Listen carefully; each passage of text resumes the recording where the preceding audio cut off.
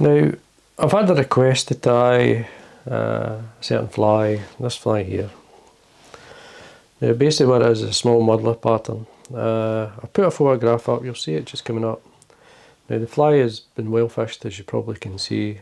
It's starting to sort of come round the bend slightly, but it's caught that many fish that it's starting to, well, it's obvious, you can see the signs of that. Now it is a request, so now the body of the fly looks like it's just like a gold flash that's been wound on the body. It's starting to come away. What I'm going to do with the fly though, I'm just going to use you can see here, a gold Lite-Brite. So it's reasonably simple to tie. Now this fly is a Loch style type muddler. It's not a dry, it's not a wet, it's a subsurface type fly. It's one for pulling through the waves. Though you could keep it up, gink it up, and it will sit. But it's more for in a team. It's in a cast of 3 flies, and that'd be the top dropper. So, or 2, depending what you like. Or you could fish it itself and just, as I say, fish it as a dry, but you'd have to make sure you could gink it up. But anyway, hook I'm using, this is a short shank special. Now this is equivalent to a size 12 fly, but it's got the gape of a size 10. So basically it's a short shank special size 10 because of that. And it's ideal for muddler patterns. I like tying muddlers on these. And it will suit this style of fly. Thread I'm going to be using, this is a Rusty Dun Uni 80. It's the ideal colour for the deer hair and the muddler heads. Now the first thing we do is make sure there's wax on the thread. Now I'm going to, that there gives me thread, an area to tie on when I come back up that's got plenty of grip. Remove the waist on the way down. Just come round the bend slightly. If the dressing looks like it does, come round the bend slightly. Now the Lite-Brite, it's just this one here, or this one's from F&F. It's a nice gold. They call it the fry gold. It's a nice warm colour, which I like. So just dub that on. It's easy to dub on. Slide it up. Once you get it basically anchored to the hook, then we can form a shape. We can work our way up. Now don't go any further, stop it in line with the point of the hook. So turn here or so, tighten up a wee bit, draw this back, and there we are. Now you could use a wee bit of Velcro to bring out some of the flash if you want, give it a wee bit more movement in the body, so a bit more colour. You can draw it back, there we are. Now in the dressing, the wing's on first. So the wing in this case, this is hen pheasant. So taking a slip off, now I'm going to tear it off. The reason I like doing that is because you get these wee curly ends and it helps to hold the wing together, and you can actually then change the shape. You can shorten the taper or whatever. You can trim it away, so I pull it off. And then, as I say, we can move it around. Now I'm just going to get the other slip here and line up the tips of the feathers. Tie these on down. The dressing, the wing comes well by the bend, so that's what we're going to do. So I'm just going to fold this. Nice pinch and loop. Couple there. See how the wing's going to sit? That's fine.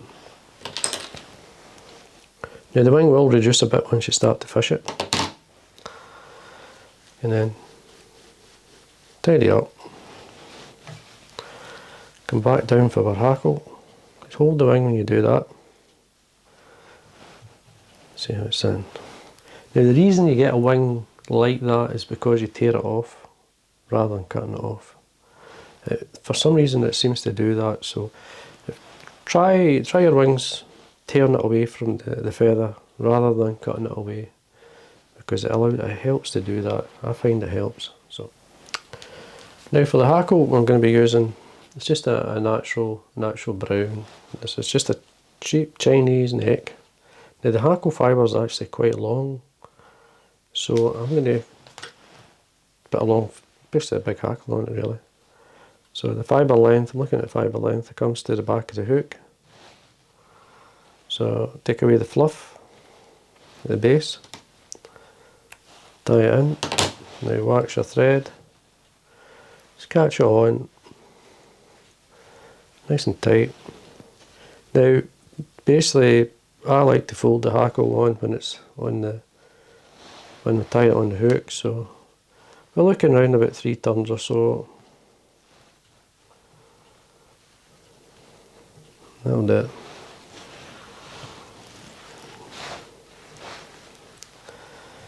Nice and tight, trim away. Just going to lightly draw back some of the fibres and come up. Use the thread turns just to draw it back a wee bit. Now deer hair, I'm using a roe deer. It's a nice light patch. I'm going to form a collar with the tips in this point. So not too much at this point. Then I'm going to stack it. So first thing I'm going to do is remove the fluff. If you're going to stack deer hair, you've got to make sure any broken ends or any under fur is removed, because it'll not stack unless you do that. So natural tips and go in first. Tap it on your desk. You see how the tips have lined up. Remove it from the stacker. We're looking like the tips but halfway into the wing. So I just basically set this on the top. Come in with 2 loose turns and then allow, just tighten up. This will rotate, those 2 turns will rotate the fibre. As you see, there's not too much there. 2 or 3 turns in front. That's fine. We'll go back to our deer hair. Now what we need now is the bottom of the deer hair. Basically the hollow fibres down the base. Again, I'm going to remove the fine fluff. You can bring it through a wee comb, which helps. Now I'm not stacking it, so I'm not removing the fluff so I can stack it, but I'm removing it so that it will rotate, because if you don't do that, that will not rotate or sit nice for you. But what I'm going to do here, there's another way of getting the deer hair. I just basically put the eye of the hook into the centre of the bunch of deer hair. Make sure you get enough fibre back so that you can actually come round with a couple of turns, tighten up, come through these ends towards the eye. Just always keep the thread tight. Come to the front with 3 or 4 turns or more. Okay, whip finisher. Always keep the thread tight, don't let it go. Come straight in and whip finish. Now we can trim away with thread. You can bring out these ends, cut ends. So you've got your collar in there, you don't want to touch that, but you cut that separate. And now we can use a pair of curved scissors and we can then I usually rotate, cut near the eye first. Rotate the face, just watching the type of shape that I want.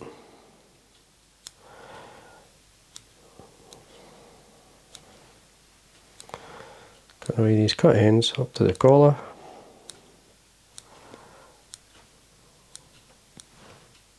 Got to be brave when you do this.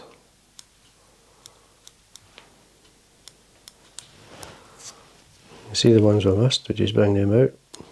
Because we keep them nice and long, we can find them, you see. That's why I don't shorten them. It's much easier to separate what you want to keep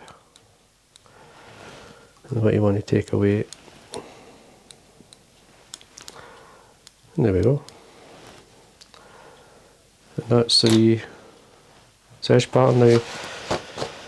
Just got to varnish the fly. Just check and see if I missed anything. No, it looks okay. Now I like to put plenty of varnish in at the head area, in at the eye, so I just get my brush, and I don't mind filling the eye of the hook. I'll clear it out, so make sure there's plenty in there, and then just basically get your dubbing needle or a feather, an old feather here, the tip of a feather here, you can just push it through, cleans the eye. There we go. How does it look? That's fine.